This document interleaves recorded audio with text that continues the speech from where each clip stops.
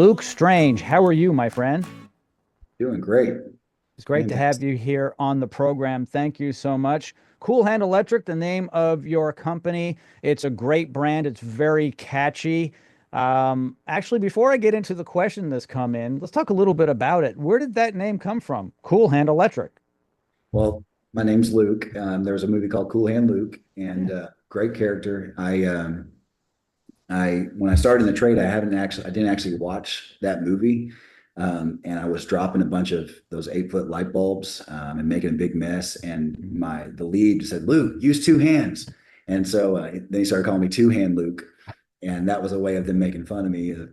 But then once I actually gained a little bit of respect, they started calling me Cool Hand. And by that time, I had watched the movie and Yeah. really like it. Paul Newman, great character, doesn't give up. A lot of hard stuff happens, and he keeps a chin, or he keeps a grin on his chin. That type of deal. So he handles problems pretty well. I like that character. Yeah, Paul Newman in general was just a cool guy. Oh, Absolutely was. so cool. Yeah. He's so cool. Okay, a question's come into the radio program. What are the signs of a potential electrical fire hazard? I don't have the stats on this, and you may not have them handy, but I do know that many home fires start from an electrical issue. For instance, maybe it's an appliance like a toaster oven that has caught on fire, got too hot. Maybe it's an overloaded circuit and the circuit breaker didn't trip and the outlet just basically burst into flames, which can happen. When I was a kid, I'll tell you something. When I was a kid, I remember I was getting ready for school and my mom was blowing our hair dry. That's back when I had hair, a long time ago. And I think my father had worked on the hair dryer. And back then, I don't know how they are today because I don't have to worry about blowing my hair dry. There were different switches, one for the fan, one for the heating element, and so forth. And for some reason, the fan went off, but the heating element didn't stop. And my mom put it down and it started to melt and basically combust. So these things can start a fire in the home. And there are ways to help prevent that. So, what are some signs that we might be looking for? I love this question. So our electrical code, that's part of the NFPA, National Fire Protection Agency. So we definitely have a lot of passion about that. So main things that I see, common things are overloaded circuits. So Mhm. what do I mean by that? People getting the plug strips themselves because it allows a bunch of more things to plug into, Yeah. and having that one plug strip into the wall, and then they're plugging a lot of things just for convenience. But what happens is those spots aren't really rated for that much power to pull through.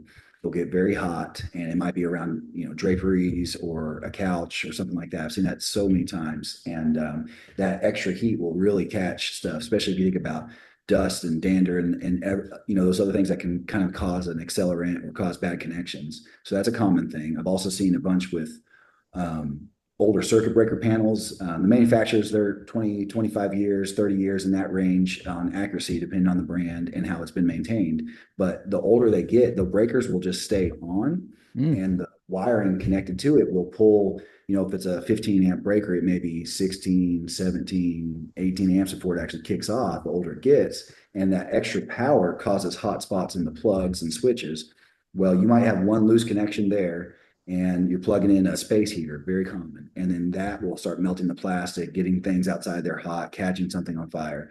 I see that quite often.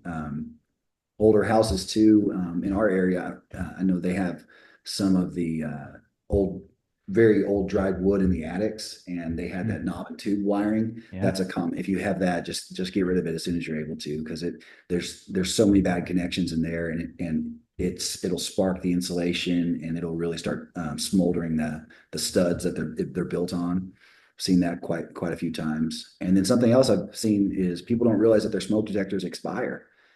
They have, when the manufacturer, they have on the date, it'll have an expiration date, and they're built to last typically 10 years. There's a lot of carbon monoxide ones that are about 7 years, but most of them are really accurate for 10 years, and they have the date on there. And people will go 12, 13 years, and they'll change the battery, the little backup battery, and think everything's fine. But the backup battery is supposed to be changed, annually, just for whenever the power goes out, it's able to make enough noise to wake everyone else up. But the backup battery has nothing to do with the function of the actual smoke detector. Mhm. That smoke detector will gather dirt and air inside of it, from the just normal living, pet dander, whatever. And over a period of time, it's just not reading the change in the air very well. And that can cause, if there is a fire, that can cause you not to be able to get up quick enough or get your pets out, those type of things. So that's the common stuff that I personally see. And then there has been some, if there's a big storm and lightning in the area, that's massive amount of voltage comes into the house and things just can really fry. I've seen that too. So it's something we don't really have control over lightning, but you definitely have control over not plugging in too much stuff. You have control over your making sure your smoke detectors are up to date and making sure your breaker panels are accurate. That's something you can really do to take care of it. If there's lightning on your house, Mm. no one's figured out a way of fixing that. So Look, I've got a question. If you and your team were to go and wire a house from scratch, let's say it's it's either like a retrofit, it's an old house, but all the wiring's coming out and new's going in, or maybe it's just new construction. Picture this. Would you expect with your expertise and your training, following all the codes, and with the wiring today and the breakers today, that it's going to be a pretty safe house as far as electrical occurrences, let's say a fire versus a house that's 50, 100 years old?